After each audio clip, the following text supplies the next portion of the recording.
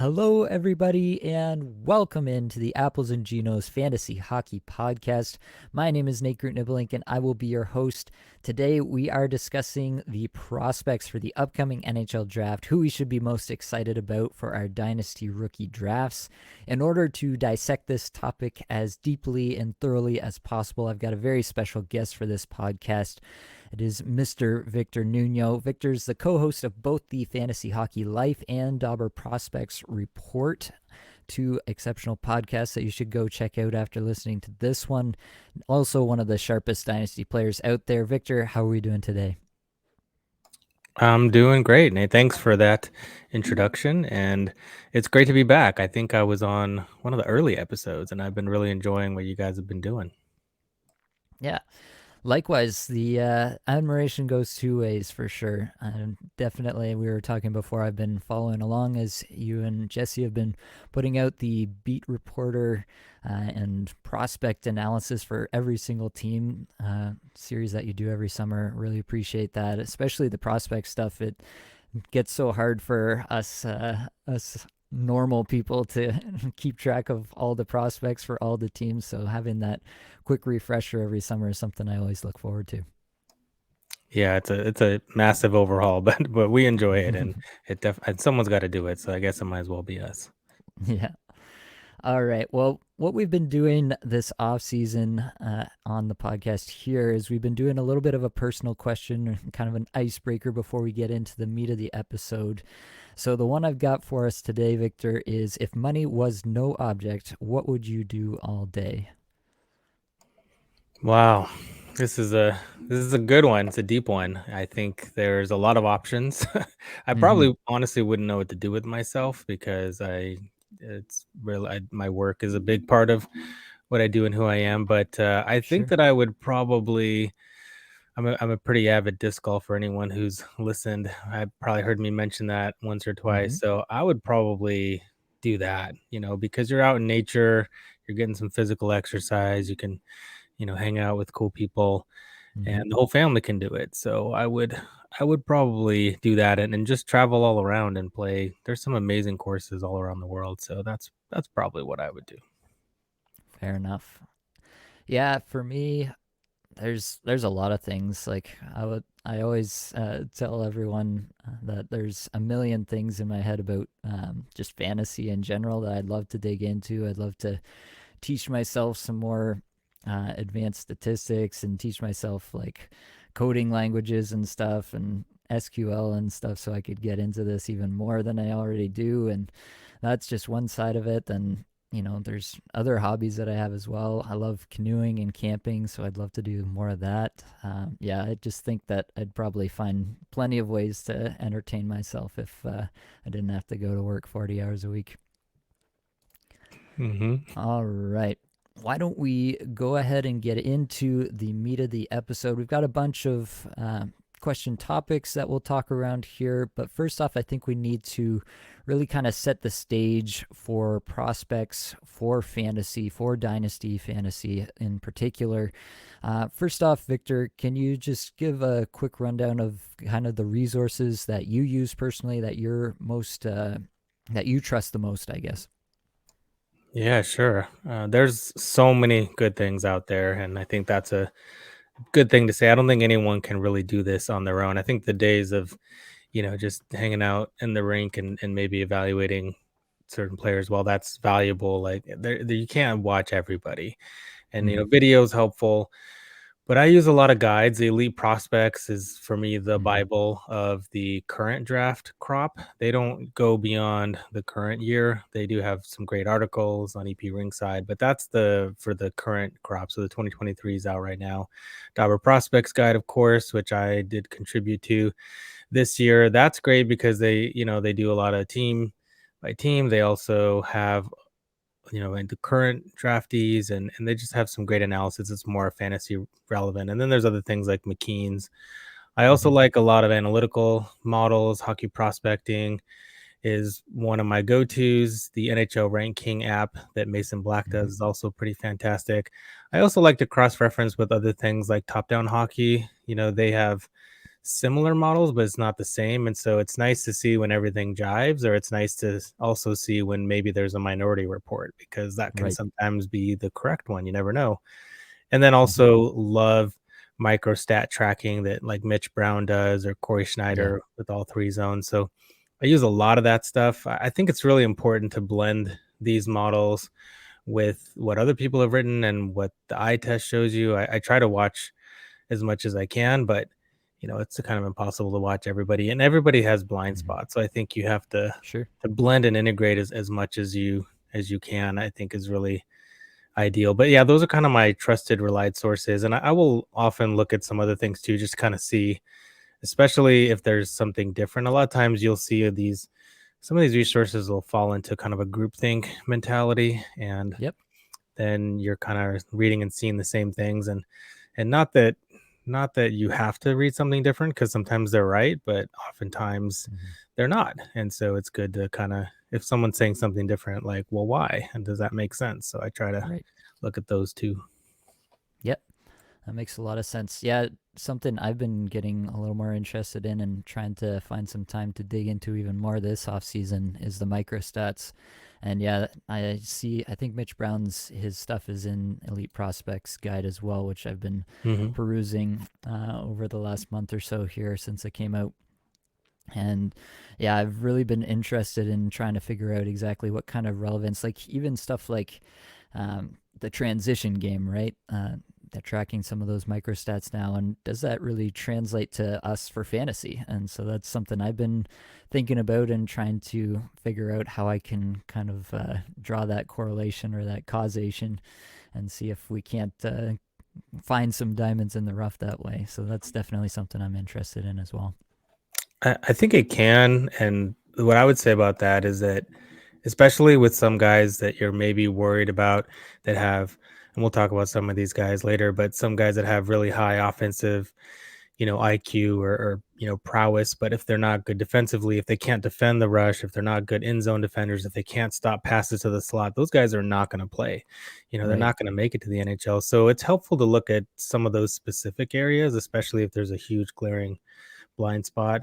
And the other thing I should mention is one of the things we have access to at Fantasy Hockey Life, we pay for things like Instat, and we're kind of transitioning to something called Sport Contract, which has similar stats, but they have advanced analytics for a lot of different leagues that we can't normally track, and they Mm. can you can see things like this, like how good are they at controlled entries, how good are they at puck retrievals, how good are they at Right. defending the transition game. And so that's super helpful. But kind of to your point, it isn't always relevant. Like, I think it's very situational. Like, for some players it probably Hmm. just doesn't matter, their skills are just so good, or it's going to translate. But for some, those specific numbers can really matter, and you can kind of track that and see if they're improving or not, and that can give you a really good idea if, like, this guy's never going to make it, he's going to be a tweener, or Hmm. no, I think the underlying numbers are good enough that he's gonna be there, and that can help your projection a lot.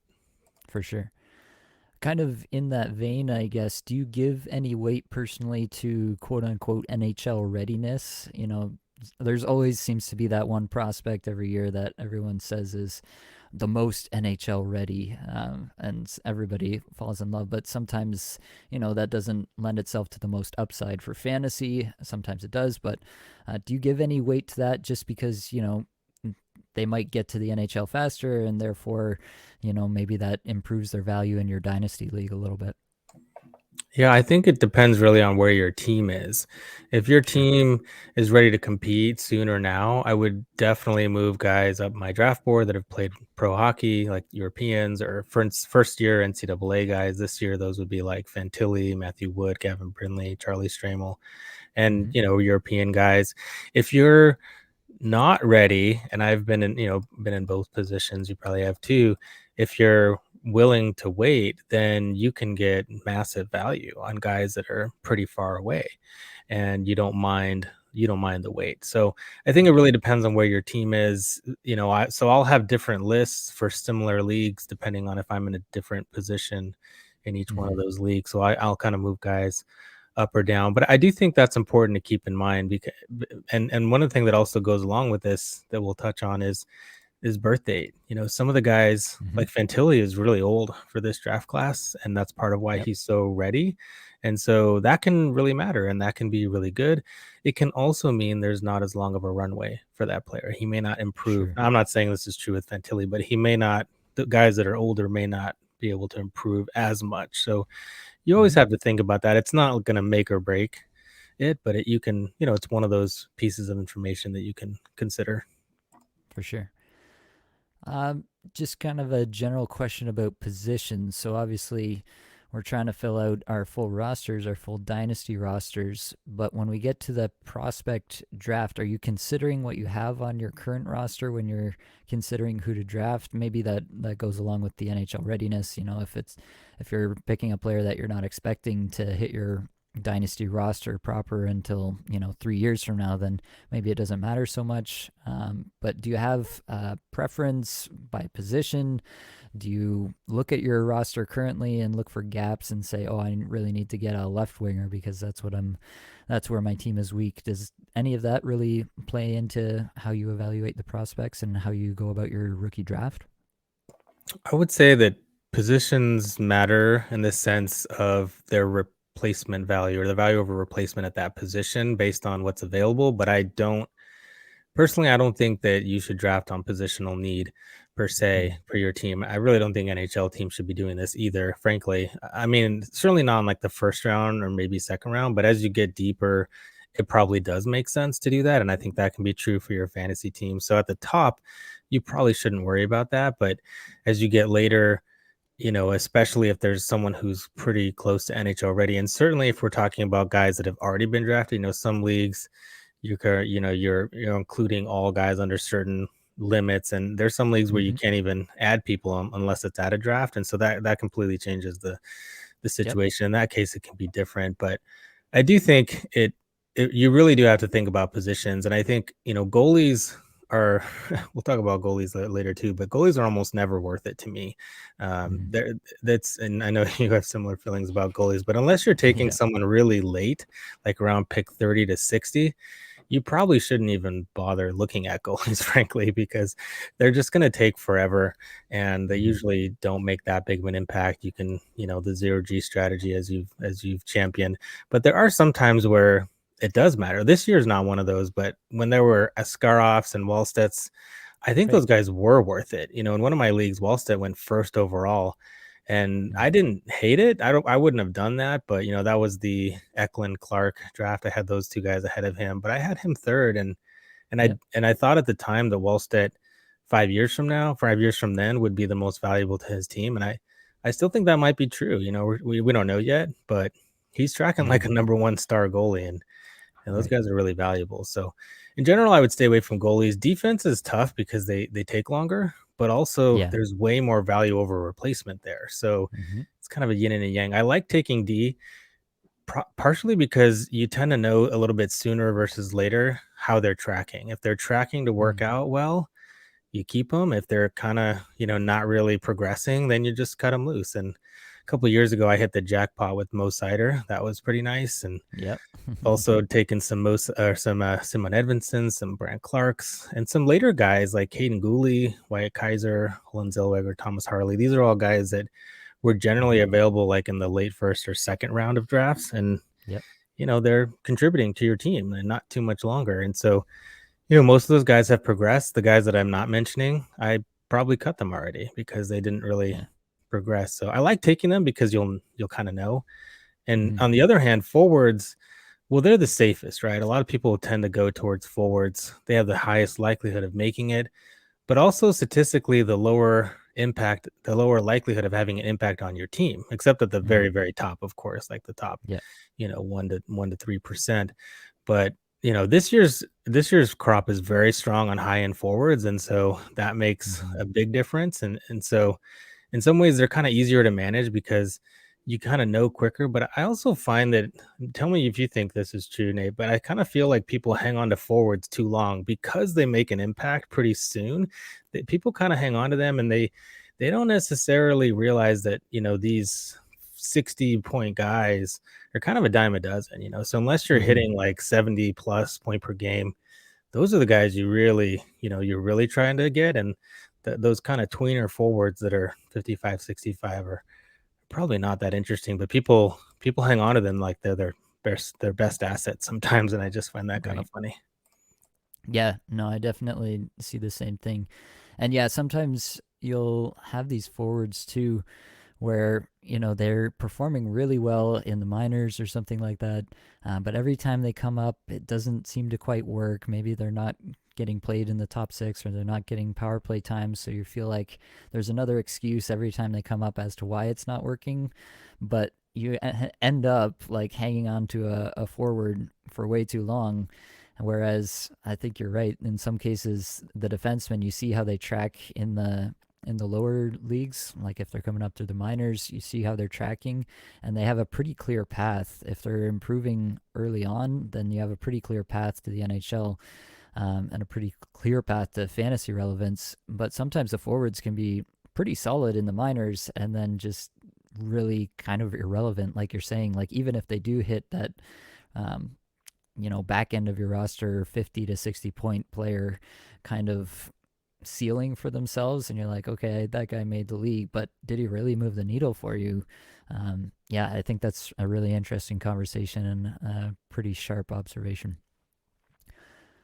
As far as picks, so just trading for and trading away and accumulating picks, using them to bolster your already existing roster. How do you value these picks just in a general sense? Obviously, everybody thinks that the player they're picking is never going to bust. They're going to produce, they're going to move the needle, they're going to be that 70 plus point scorer in the NHL. But we have to, I think, have a little bit of humility here and realize that not everybody, every prospect that we like is necessarily going to be that big hit. And so, how do we kind of uh, take that humility and correctly value, I guess, these picks in our trades? Yeah, I think it so depends on where your team is at, right? So Mm-hmm. you have to be really honest with yourself and realistic when you're looking around at the rest of the league. Like last year, I had a team that I thought was going to emerge from a rebuild this year, and in the prospect draft, Ivan Miroshnichenko was falling, and he had the cancer diagnosis, and there was some uncertainty with his play, and so I traded up to get him. I traded Adam Beckman, a guy who I didn't, kind of one of those tweener forwards who I think might Mm-hmm. be sort of like not super exciting, and a 2022 second, which was kind of like whatever, to move up 15 spots to get him. And I thought that he could be, he's one of these Russian guys that if things worked out, I think, he can be a top six first line player, perhaps. I didn't know he'd be ready quite so soon. He might be ready as early as this fall, but Mm-hmm. that's the kind of, I think you need to be realistic with your picks. Like that second round pick, totally irrelevant to me. Yeah. Like who am I going to get that's going to be helpful as I emerge from a rebuild? Like probably Mm-hmm. no one. In general, yeah, just be realistic and realize that most of the picks beyond maybe 10 to 15 have very little likelihood of making any impact on your roster. Mm-hmm. Regardless of the size of your league, like that's probably not going to do much. Of course, the smaller the league, the better chance you might have. But you also have to realize that you have a lot of guys on your roster that are totally expendable. I find that so Mm-hmm. many people are attached to their low to mid tier guys, and they don't want to trade them. They think that they all have, and it's true, they all have a chance to be top contributors, but it's not a very high one. It's kind of unrealistic. So, I'm not saying they're useless, but what is the value of these guys over, the waiver wire, or, the lower tier guys? Probably not much, especially compared to Mm-hmm. the top of the roster guys. So that team that I was referencing, my top guys on that team are Jack Hughes, Nico Hischier, Miro Heiskanen, Andrei Svechnikov, and Cole Caulfield.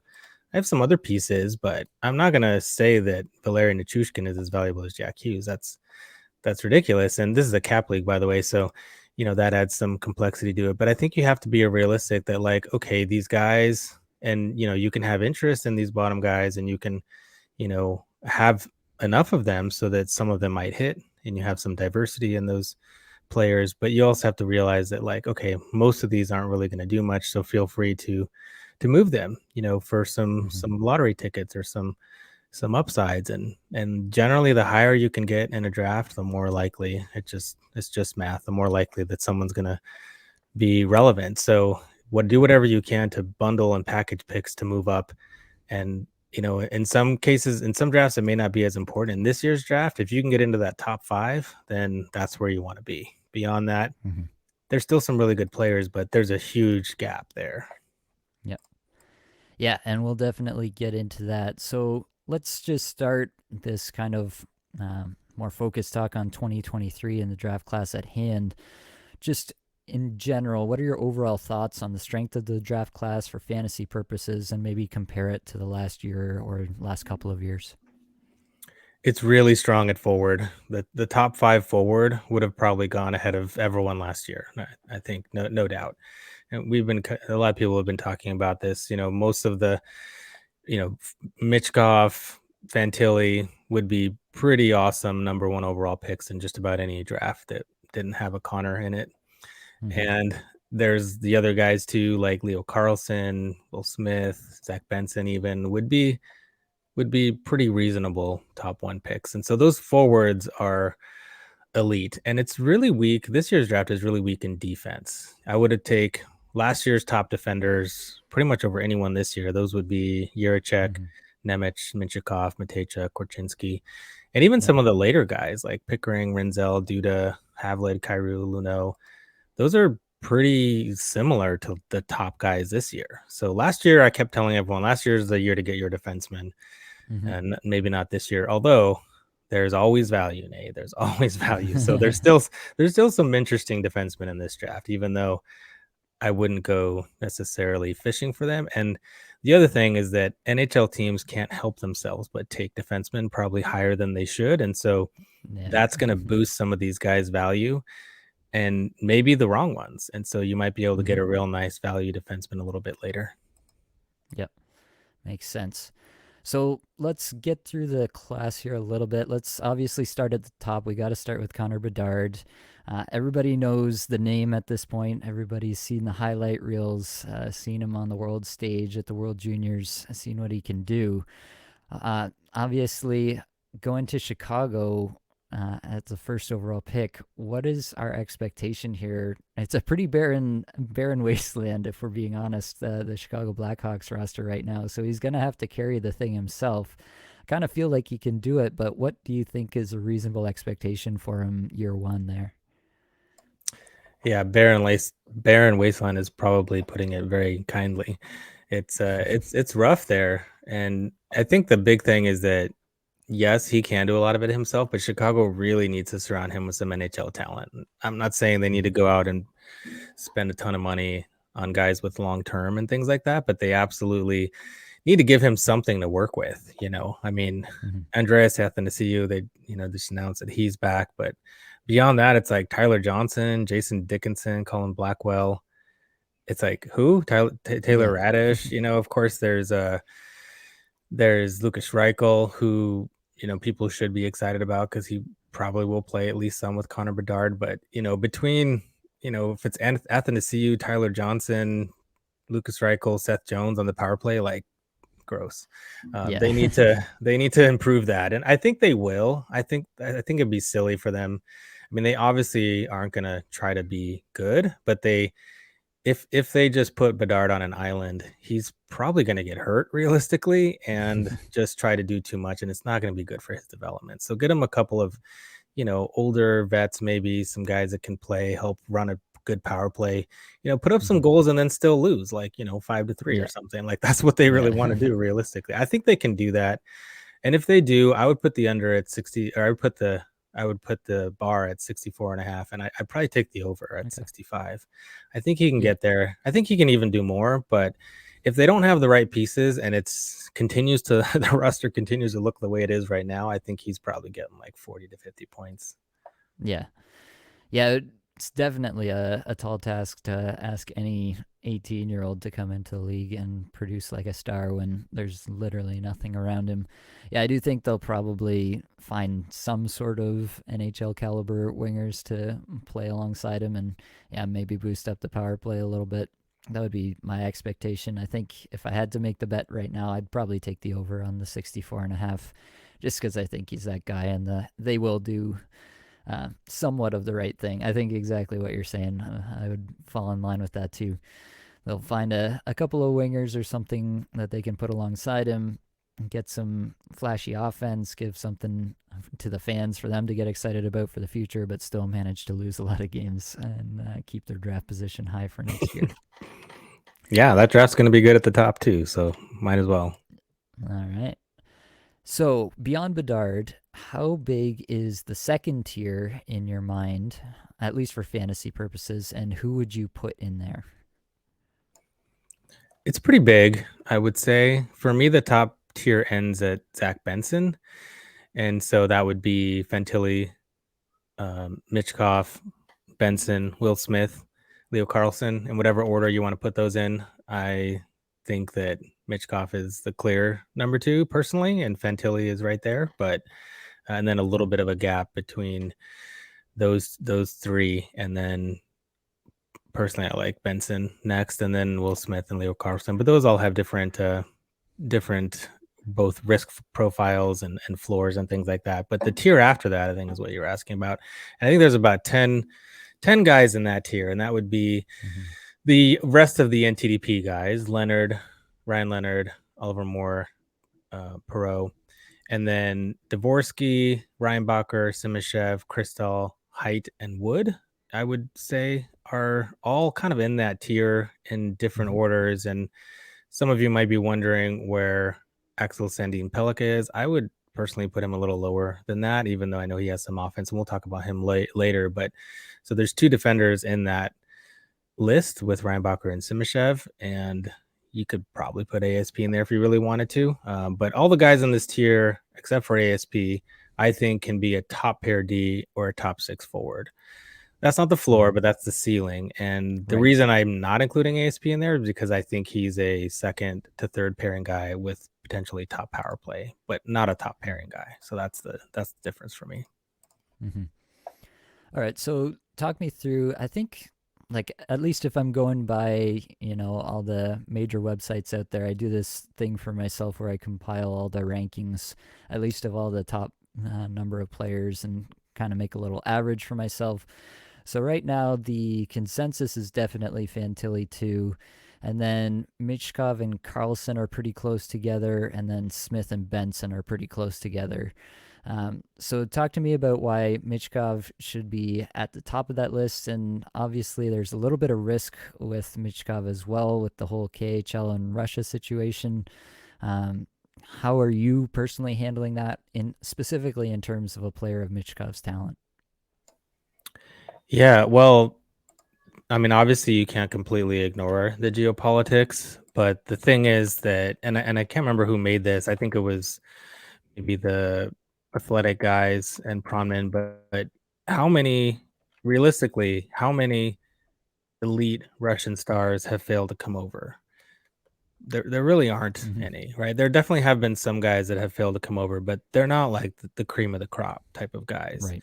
you know, like your Shipachovs. Okay, like we can Mm-hmm. have a debate about him, but he was not even in the same conversation as Matvey Michkov. So Mm-hmm. that kind of starts and ends. What he did in the KHL, so Mishkov had an interesting season because initially he was not getting the deployment at SKA, and he was kind of being pushed down the lineup, and it was definitely a little weird, and so you didn't really know what was going on, and certainly the KHL is a competitive league. They're trying to win championships. They're not trying to develop their players, and so it was a little bit of a difficult situation. And then he finally got loaned to Sochi, and it was like night and day. He just went Mm-hmm. ballistic, 27 points in 20 games. And it wasn't just like that he was scoring points, but like the way he was doing it, just dominating the Mm-hmm. game as an 18-year-old was just silly.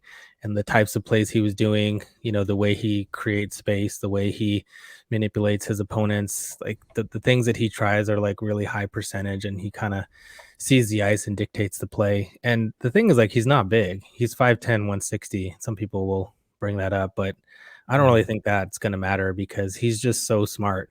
Like, just try to hit him. I don't think you could. It's kind of like the same conversation people had about Jack Hughes. Now, I'm not saying Mitchkov is the skater that Jack Hughes is, but he's just so smart. Mm-hmm. He sees everything well Mm-hmm. before you're trying to do it. And so his production, to your question, his production is just historic. It's absolutely historic. You're talking about better draft seasons than Alex Ovechkin, way better than Hmm. Nikita Kucherov, way better than Terashenko, Kuznetsov. Name any Russian. He's pretty much Yeah. done better than that. And so it's like his comps on hockey prospecting are all like legends. Korea, Yeah. McDavid, Crosby, Kane, Eichel, Gretzky, Lemieux, Matthews, Jack Hughes. It's ridiculous. So Yeah. he has no comps that weren't superstars in the league. And so, Adam Fantilli is awesome too, but he's also older, and I think that really helped him. And not to take Hmm. anything away from what he did at Michigan because it was awesome,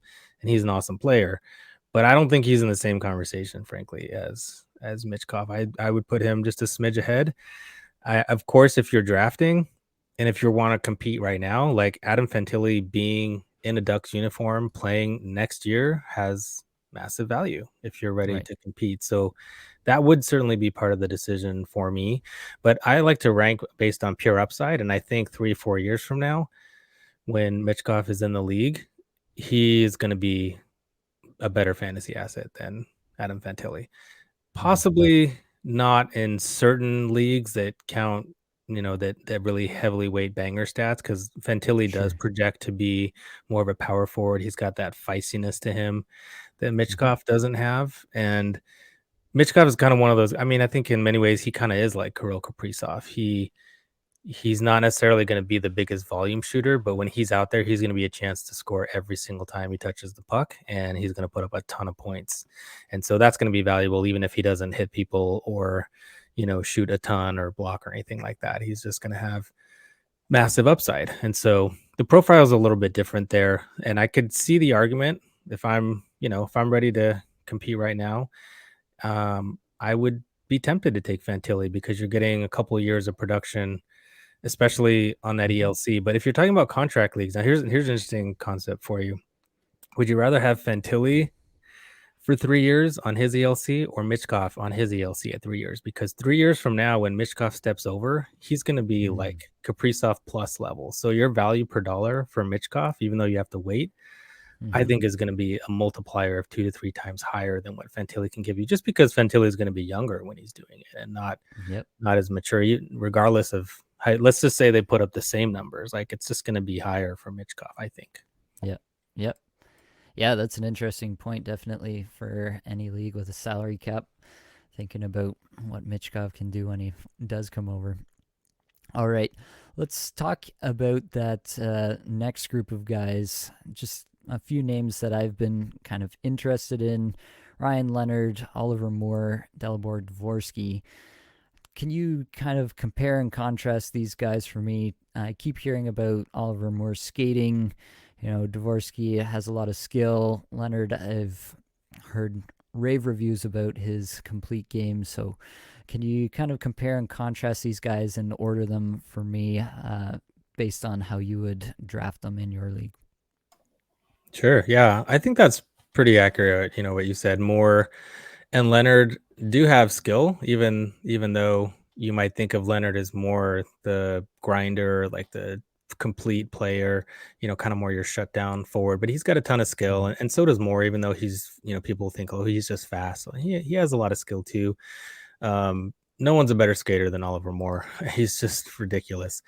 Mm-hmm. I think it comes down between these three in terms of risk mitigation. Like who do you like and what kind of upside is there? Leonard and strangely enough, Axel Sendin Pelka are the only two in the top 30 guys that I've tracked. Actually, I think at this point it's like 40 or 45. I do this over at Fantasy Hockey Life, and I track like peripheral stats.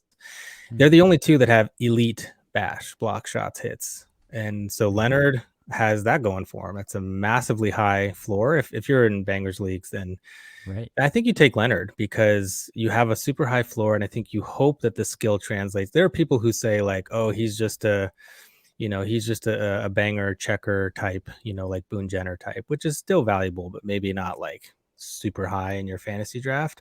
Mm-hmm. I think that he has more skill than that. I think people. I've made the joke that he's the third long lost Kachuk brother. If it's anything close to a Yeah. Kachuk, then you're like Then you're laughing all laughing. the way to the bank. Yeah, for Mm-hmm. sure. Moore's upside, you've probably heard this a million times, is Dylan Larkin. It's hard to get away from that comp because it's so accurate. Like Hmm. they looked similar at the program. They both played at the program. The one thing that is different is that the bash is definitely lower for Moore than it is for Dylan Larkin. I think a lot of us like Larkin because he does have nice periffs, and that's at Hmm. least at this point not true for Moore. I didn't go back and look at what Larkin's was at the USNTDP, but it's certainly better now. And so you never know. I think Moore could get there. Dvorsky is the one who's like I would say, well, with Leonard is the safest. All three of these guys, I think, are surefire NHLers, like no doubt about Hmm. it. I think Dvorsky is more likely to be a third liner, like a 3C with good bash, but he could also be a top six center. And I think that the key is, does Dvorsky get power play time? We saw him at the Hmm. U18s, and he was just awesome, like willing Slovakia Hmm. into the semis, and that was great. You could see his skill, you could see his drive. All three of these guys have excellent motors. They all have excellent drives. Oliver Moore is like the biggest tryhard you'll ever see out there. Like he never quits on any play. He's always like, just being a menace out there. He goes a million miles an hour, but he can process the speed as well as move fast. That's the thing about Hmm. Moore. He's really fantastic. And the other thing about Moore is that he didn't play with those other three. Basically, he didn't get to play with Smith, Leonard, and Perot, and he did. He put up just about as much as Leonard did, and with what he had to work with, it's almost more impressive because those three all Right. played with each other, and Yep. he didn't. He had some well, I wouldn't say scrubs, but definitely not the same level of talent. But for me, like when I watch these guys and when I watched the big three at the USNTDP, it was Ryan Leonard that drove the bus. He's the one Hmm. who every coach is going to love, who's going to play like for sure in your top six. He's going to probably get, top roles too, just because he's so responsible. He's going to get empty net goals because he's going to be out there at the end of games. He's going to get Hmm. probably power play, like stand in front of the net. He's just awesome, and I think his skill will win out. And he has such a safe floor that I personally would take Ryan Leonard pretty high, even though some other guys might have bigger upside, like Will Smith, for example. I know you didn't Hmm. ask about Smith, but Smith is just he's a little risky in the sense that he just does not play defense like at all. Yeah. He's all offense, he's all gas, and Ryan Leonard was there to clean up his mistakes. And when Ryan Leonard Hmm. isn't there, well, I don't know, they might play together at BC because they're all going there together, but I think it behooves the coach to split those three up and see what Will Smith can do on his own and make him be a 200-foot player, and Yeah. that'll help. That'll help all the guys. But Leonard is my guy for sure. All right. And we've touched on the defenseman a little bit so far, but I do want to spend some time here. When I was putting together my first pass at ranking these prospects for fantasy, I just kind of, similar to what you alluded to, I kind of found myself just kind of pushing these guys down further and further and further. Um, so I have four names here that I've seen, yeah, pretty highly ranked, I guess, across most of the sites. Axel Sandin Pelika, David Reinbacher, Mikhail Gulyayev, and Dmitry Simashev. Would you consider these to be the four? Would you add some others? I've seen some steam for Tom Willander getting up into the mid first round in terms of the NHL draft. So maybe there's some love for him or another defenseman. Would these be the four guys? Would you add someone to that list? And who would be the one you're most interested in for fantasy? Yeah, those are all good options in that kind of next tier that I was talking about, and I would add Villander actually to that list. But I can focus on those four. ASP, as we like to call him, Axel Sandin Pelika, has pretty dynamic offense. He has a fair amount of room to grow defensively, though, too. We, if you look at him compared to some recent Swedish offensive defensemen that are a little bit undersized, he's 5'11", not super small, but a little bit undersized. Guys like Niels Lundqvist, Victor Soderstrom, I think certainly didn't reach their full potential, we could say, even Mm-hmm. though they look like they'll be some sort of NHLer. But that might be Yeah. what Sandin Pelika turns into. He's got some good offense, but is it dynamic enough? Is it Right. is it good enough that it doesn't matter what else he does? And I'm not saying his defense is bad. He tries pretty hard. He competes pretty well, and like I mentioned, he does project to have pretty elite bash, which is I was surprised by that, frankly. Yeah. Um, so there's a nice floor there. I think he's probably better than Lundqvist. He might be similar to Soderstrom, but some people compare him to Eric Carlson, and that's just silly. Like that's no, he's not that. Right. Um, so yeah, he's got some risk there, just in terms of like if his offense doesn't really translate, you're not going to play him. Like there's no reason to play him, in all situations. He's not that good two way. And then Reinbacher, I mean, he's for sure an NHLer. Like he could probably step into the league next year. I don't think that's wise, Hmm. but he probably could. There's David St. Louis Elite Prospects did this video comparing or explaining his skills and kind of jokingly comparing him to Mo Sider. And I do think there's some rhymes there for sure.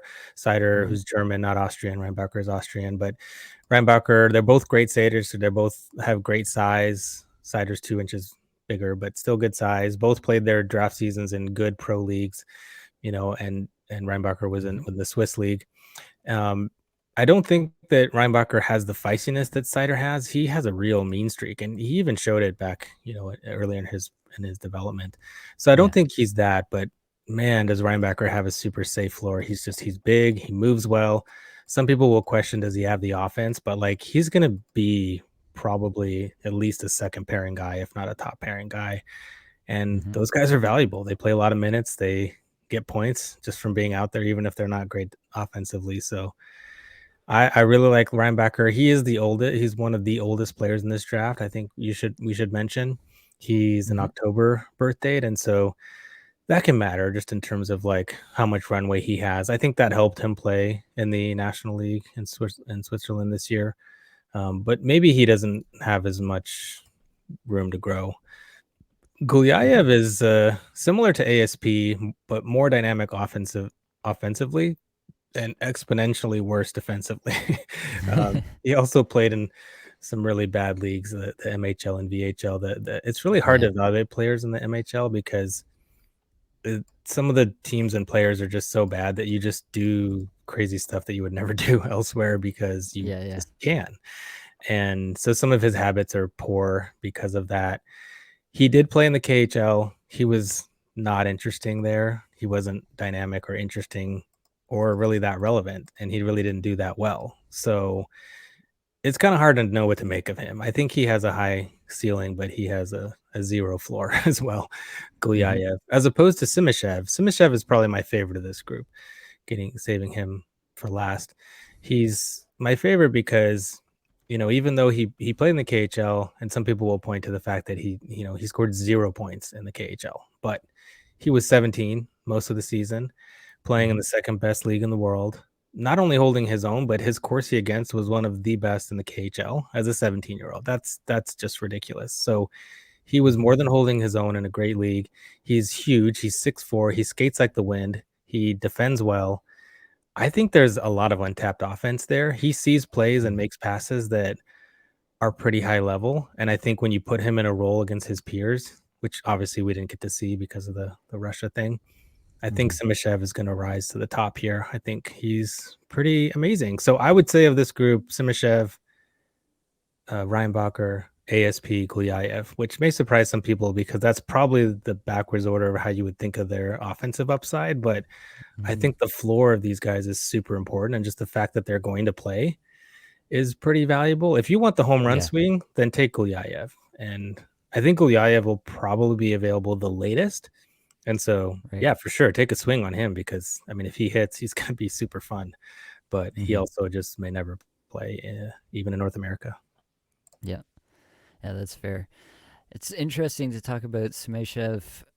I, I'm thinking back to when Duncan Keith, I'm going to age myself a little bit here for the younger listeners, but when Duncan Keith came into the league, I remember reading, I think it was in the Hockey News or something, um, but I remember reading a scouting report saying that Keith had a lot of untapped offensive potential, and it was a similar profile in some senses, at least based on the skating, based on what they saw in terms of the just the awareness and the puck movement. And he obviously didn't get the opportunity to play a lot of power play or offensive minutes early on, but then when he did, he absolutely became a star. So I wonder, just thinking of that parallel, it came to my mind. I wonder if we could hope for something similar for Simishev. I think it's a really good point, and Duncan Keith is a classic example. I mean, he was an awesome skater. He had great size. He defended well. When you defend well, you create offense, right? You can create Mm-hmm. turnovers. You can transition the puck, and that's what Simishev is. So I unfortunately, I think some team's going to take him too high because otherwise, I would say, maybe he'll fall, and that would be great for us, in fantasy, Right. and we could snatch him up. But I don't think that's going to happen. I think someone's going to take him, maybe even in the top 10 or top 15. But maybe people will still be down on him because they'll look at his numbers and they'll say, "Oh, this guy like literally didn't score." But Mm-hmm. there's more to it than that. And yeah, absolutely. I think sometimes in fantasy we just look at points and not how they're acquired. This happens a lot in the Yep. in the CHL and different leagues. Like if you're on a great team, you can just put up a ton of points, but you were just kind of standing at the point, handing it to someone who fired it in the net. Like, okay, what did you Right. do? But Simishev, his skills, his toolbox is just so translatable. Everything he does is so pro. I mean, he literally played professional, so Yeah. it's very translatable. And I think that you could end up hitting with a Duncan Keith type. I think that's a great analogy. All right. Something to get excited about there for sure. Now, something maybe a little bit less exciting for both of us, but we do need to talk about the goalies at some point. So, the two that I've heard the most interest in would be Trey Augustine and Michael Hrabal. Hopefully, I'm saying that name right. I honestly don't know if I've heard anyone pronounce it before, but maybe you can correct me if I'm wrong. Talk to me about these two goalies, where you think we'll see them go. I think we talked a little bit already about, you know, neither of us are going to be sitting in our rookie drafts just hoping that a goalie comes back to us. But where would you consider taking these guys in your rookie drafts for fantasy this year? Yeah, definitely not sitting there praying they fall to me or anything like that. But, Yeah. I think if your league, if you have a roster deep enough where you can feel like you can add someone and wait 4 to 5 years, then definitely it's worth it to take one of these guys. If that's not the case for you, if you don't have, you know, 60, 30, 45 to 60 picks or so, then don't bother taking one of these guys because they're going to be a very long wait. I sometimes when it's late in the draft and I don't really know what else to do, I'll just take a goalie because Mm-hmm. it's like who knows? Like maybe none of the forwards are that exciting or no one has like a super high floor.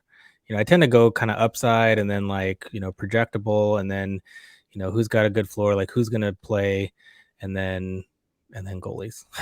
Cause because that's kind of the progression for me. But I will say that Harabel, yeah, he's huge. And so people like that. Trey Augustine is 6'1", Harabel is 6'6".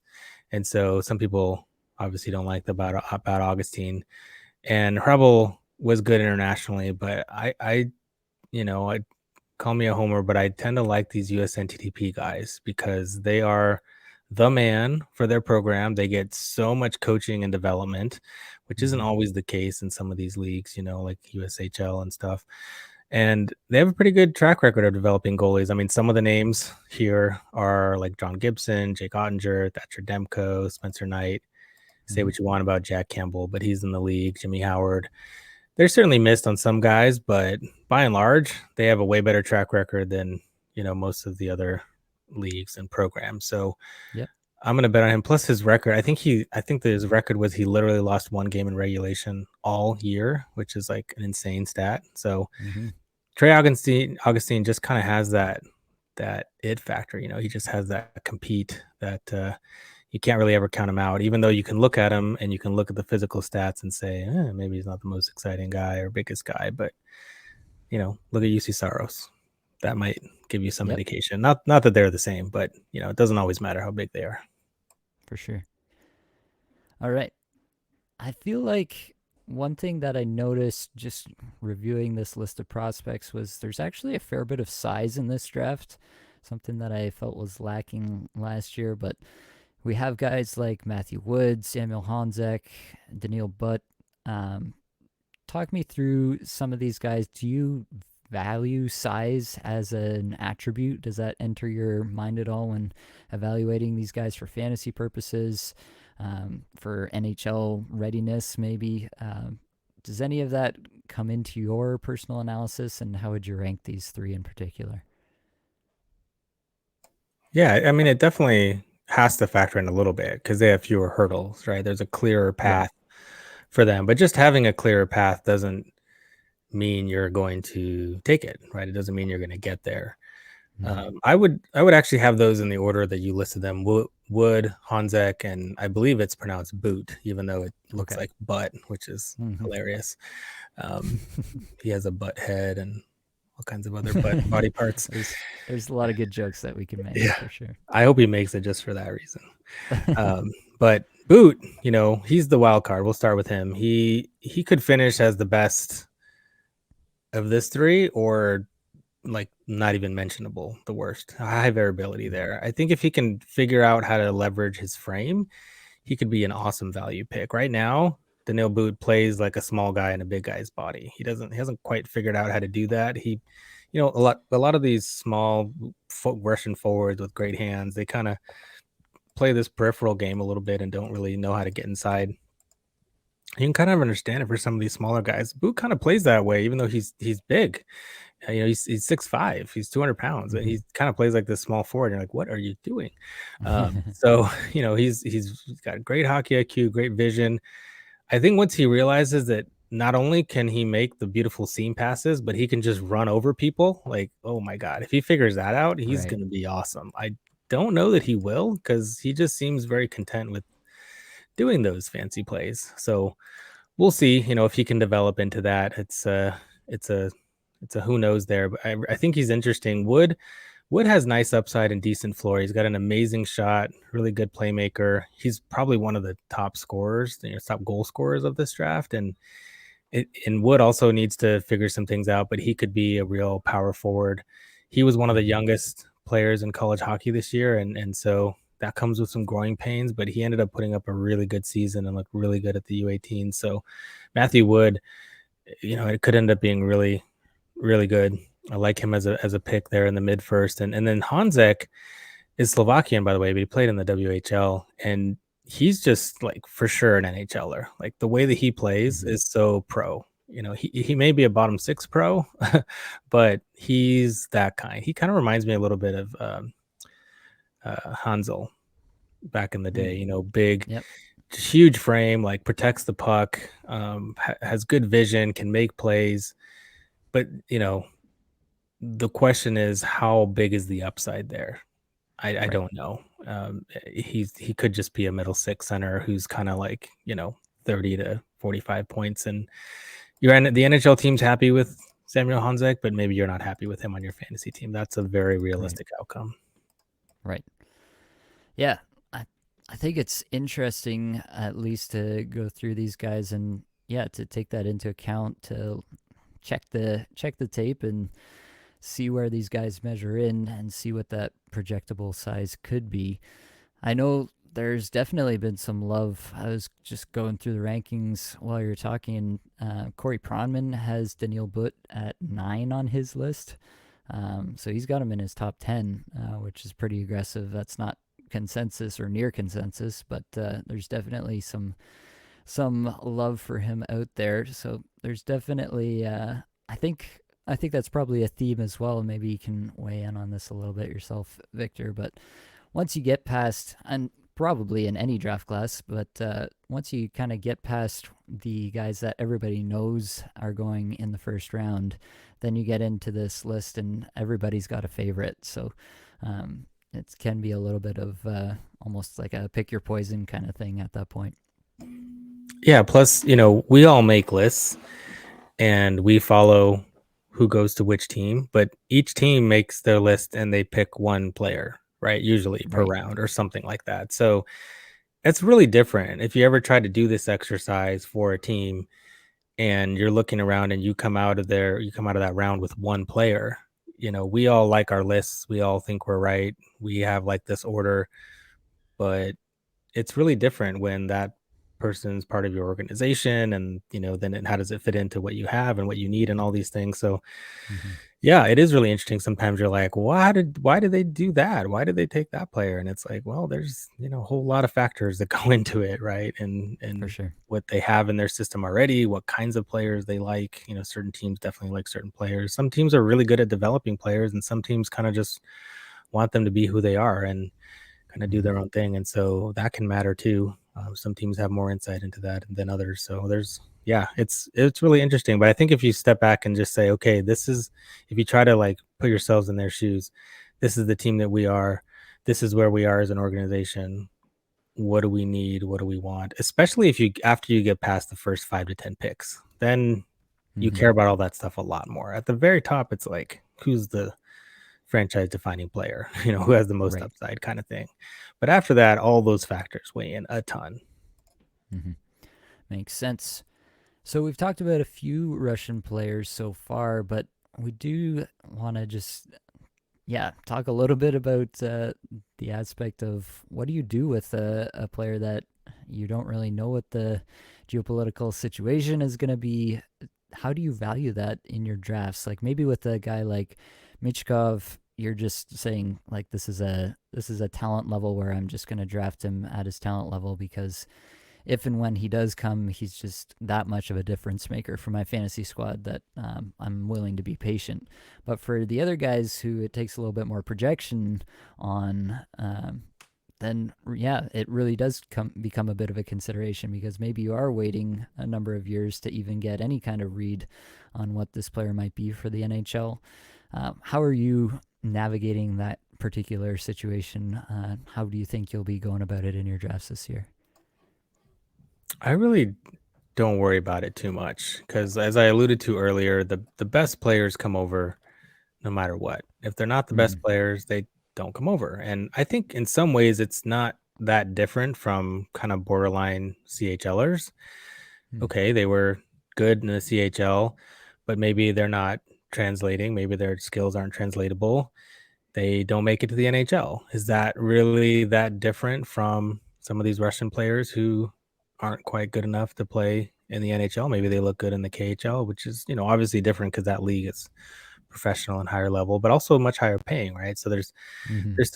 there's some nuance there, but I think that for the most part, all these players, and Russian included, they want to make the most money and play in the best league and play against the best players. So they want to come over if they can. And Yeah. not all of them do, but certainly not all of them from every league, can make it either. So I tend not to worry about it too much. There was a guy in one of my leagues who, when the Russia invasion happened, went completely the other way and was like trying to acquire every Russian player, thinking there'd be value. And I think, Mm. to some extent, that was true. Like their value did drop in the NHL draft and might have fallen Yep. in some of our fantasy drafts. So I think there's definitely the possibility for that to be very accurate. And you know, I wouldn't necessarily lean into that too hard, but I definitely think there's going to be some value picks. Like I'm not suggesting you be like Carolina and take all the Russians, um, but Mm. it certainly has worked out to some extent, right? Like some of their picks have really come around and looked really, really good. Some of the guys they've gotten in like the fourth Yeah. round and stuff. So I think that you just take who you think is good and not really worry about that. Because again, most of the guys on your prospect bench, they're not ever going to play on your main roster. So you Mm-hmm. take them, you see how they progress. I think it is helpful that they tend to progress quicker. And if they can come, they come. Like Miroshnichenko, right? That I Right. was talking about earlier. Classic example of he could come over, so he did. Like that is not an option for CHLers, right? You're gonna have Yeah. to wait. You're gonna have to wait until they get old enough, and then they usually have to play a year in the AHL. So I Mm-hmm. personally like a lot of the European players for that reason. You're going to figure it out earlier, and the Russian guys kind of fall into that too. At least I can make a decision a little bit sooner. Yep. Yeah, I think that's totally fair. And I think yeah, there's something to be said too just for taking the best player every single time, right? It's a hard enough game outside of those top 5 or top 10 as you're mentioning. It's hard enough to pick these guys as it is. When you start adding in a bunch of other factors and trying to pick and choose based on other things, then it you can really muddy the waters for yourself a lot more, I feel like. And so take the players that you feel have the best chance of actually contributing something meaningful and kind of let the rest of the cards fall where they may. So we're getting towards the end here, but I do want to make some time to make sure that we've got everybody that you personally want to talk about, Victor. Was there anyone in your personal top 10 for fantasy that we haven't really dove into too much yet? Yeah, I think the big one would be Zach Benson. Zach Mm-hmm. Benson, who you're seeing a lot of variability in his ranks. I mean, Craig Button has him at 14. If he goes 14, some team, I don't remember who's picking 14 at the moment, but they're getting a top line player. That's insane. It's because he's 5'10. That's the reason, and he's Mm-hmm. 160 pounds. But he doesn't play like it. I remember talking to Joel Henderson, who's a big WHL scout last year, and he was talking about how this kid Zach Benson, who's eligible for the following draft, was at times the best player on the ice, even though he was a D-1, and that continued this year, kind of outplaying some of the guys that were drafted last year on the Winnipeg Ice team, just dictating play. Doesn't matter if the guys around him are bigger than him. Mm-hmm. It's like 3D chess. He sees things so far in advance. He knows what you're going to do before you do it, and he has already reacted to it by the time you watch him skate by you. Like, it's just Yeah. insane to watch. And he kind of goads you into these plays too. He, like, he'll kind of like fake or move like he's going outside, and then pull it back in the middle, and then you overcorrect, and then he passes to someone on the back door, and you're like, what happened? Like, the puck's in the back of your net before you even realize all these things. And you can't tell me that that's not translatable. Like, being able Mm-hmm. to see the ice that far in advance, it doesn't matter how small you are. I mean, he's definitely not going to be a center in the NHL. We can say that. Like, that's not going to be the case, but he can be an awesome playmaking winger. And Mm-hmm. some of the comps that you've heard about him, like, have found it maybe a little bit difficult because, okay, like, how many 5'10" centers are there in the league, which I don't think is really the right question, because I don't think he's going to be a center. But Right. I think in the Dobber guide, they had his comp as Sebastian Aho, which, would be cool. But personally, I think Zach Benson both plays like and is physically more similar to Mitch Marner and Mm-hmm. how he was in his draft season. And obviously, Mitch was an OHL guy, and, you're familiar with him as a Leafs fan, but Yeah. he dictates the game as a winger, Right. right? Like, Yep. I mean, he gets to play with an all-class center, but even if Mitch Marner didn't, like, he would be driving the play from the wing, and he's so smart and so skilled. No one talks about the fact that he's 5'11" or 170. Like, nobody cares Yeah. because he's just so good. And I think that the same thing's gonna be true for Benson. So I personally hope that Zach Benson falls in the NHL draft, so that you can get him at value in your fantasy drafts, because I think he's probably the third or fourth best fantasy asset in this draft. Awesome. All right. Is there anybody, again, just giving you an opportunity to talk about anyone that you're super into this year? Is there anybody outside kind of the top realm? Maybe the guys that everybody knows. Is there anybody that you're kind of hanging your hat on so far and you're saying, yeah, this guy is going to be my guy, maybe in the second round of your rookie drafts or later even? Is there a guy out there? I know last year you were big on the Lane Hudson train. That's looking like a pretty good call. So is there? Can you give us this year's Lane Hudson, Victor? I will try. I don't think it's a defenseman though. That was last year, but I Mm-hmm. think this year it's got to be Grayson Sachin. And Sachin is maybe slightly undersized, 5'11". He's not that small. But the big thing is that he played on that juggernaut Seattle Thunderbirds team. And so people Mm-hmm. kind of forgot about him. And he basically played on the third line, didn't get, all the power play time and best deployment, but he still put up a point per game. And he was out there in, like, a lot of the most difficult situations, protecting leads and things like that. He had a really important role. And the other thing that people may not realize is that Grayson Sachin, well, first of all, he's American, and he played at the USNTDP, and he was really, really good there at the U17 level, but he decided to go to the WHL route and not stay with the program. Mm-hmm. And what would have happened if he would have stayed there and maybe Will Smith didn't emerge the way he did? You could imagine Grayson Sachin having a Will Smith like season. And I think it's very possible that Grayson Sachin has that next year in his D+1 season, just absolutely explodes for points. Mm-hmm. And we'll have to see if that happens, but I think he's someone who, when he gets that top line deployment, he could go from 1 point per game to 2 points per game in one season, and everyone's going to be like, "How did that happen?" Well, he just got the opportunity. He has the Right. skills. He is not bad defensive. I was talking earlier about how Will Smith doesn't really play defense. Well, Grayson Sachin does. He's very good defensively. He's very good both ways. That part of his game is more mature, and he's just super smart and crafty. He doesn't try as many high risk plays or complete them as often as Will Smith does, but the ones he does do still look pretty cool and they're higher percentage plays. So Grayson Sachin is my guy. If you look at his ranks, I mean, the Hockey News has him at 90. If he goes at Yeah. 90, that's gonna be that's gonna be so ridiculous. I think the highest on him, I'm just looking at his page right now. Elite Prospects has him at 13, Yeah. and that's the highest by a lot. The next closest is 21 and then 24. So it would be a bit of a surprise, I would say, if he went in the first round. I think it's more likely he's a second, third, or later. And man, definitely remember that name, because if you can get him like with a third round fantasy pick, that would be incredible. So Grayson Sachin, there you go. All right. All right. Well, this has been awesome, Victor. Thanks for bringing all your knowledge to bear on this episode. Definitely feel like I'm going to be moving some guys around my board after listening to your analysis here.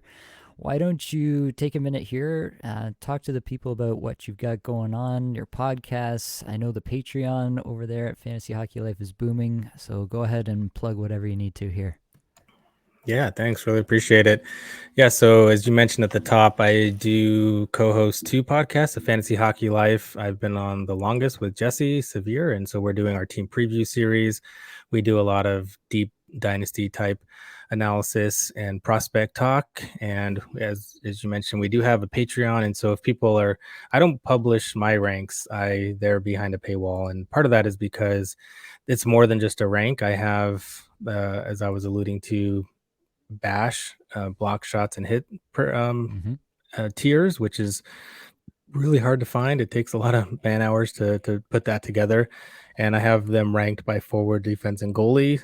And we have, of course, the 2023 ranks, and then we integrate them into the rest of the ranks: forwards under 100 games, goalies under 50, or defensemen and forwards under 100, goalies under 50. So these ranks are always dynamic; they're updated throughout the year. And so, yeah, definitely one of the perks. We also have our tiered dynasty league, which is pretty fun. I don't think you're in that, Nate, right? No, no, I joined the year before that. I joined one of your Oh, right. dynasties. So Yeah, yeah, yeah. We should the tiered dynasty setup is pretty interesting because it doesn't quite, it's kind of inspired by the cupful, but it doesn't quite work the same because you can't, as you ascend, or get promoted or relegated, you can't really keep your team, but it's sort of right. a similar idea. So you kind of, like, if you get promoted, you draft a new team kind of thing. But it's fun for those who want to kind of play in a tiered system that's more dynasty related. So that's one of our perks to being a patron. So that's Fantasy Hockey Life. And then Peter Harling and I do the Dobber Prospects Report, where we're just focused on prospects. We don't really talk about any NHLers. It's all the young guys. Right now we're finishing up our team ranking system, organizational ranks, and then we're going to be doing some draft and other coverage. And Peter and I are both going to the draft, so we will be there, talking to some players and talking to a bunch of scouts and people. So it's going to be awesome. So if you have any Sounds things awesome. that you want to know about a certain player, or about the draft, or whatever, just like hit me up, and we'll do our best to do that. And so you can follow me on Twitter at Victor Nuño 12, VICTORNUNO 12. And then at DPR_show is the Dobber Prospects Report. At Fan Hockey Life is Fantasy Hockey Life. There's a whole lot of stuff I said there, Nate. Hopefully people found it interesting, and thanks so much for having me on. Absolutely. Yeah, I'll just take a second. Absolutely. I think that anyone listening to this should go follow Victor immediately and definitely check out both of his shows. definitely content that I personally use and value highly in my analysis, and especially for Dynasty. Victor's one of the sharpest we've got. So definitely fully ascribe all of that to Victor and the projects he's working on. Well, that's going to be it for this episode. Hopefully, it brought you some value, helped you get a little bit better at fantasy hockey today.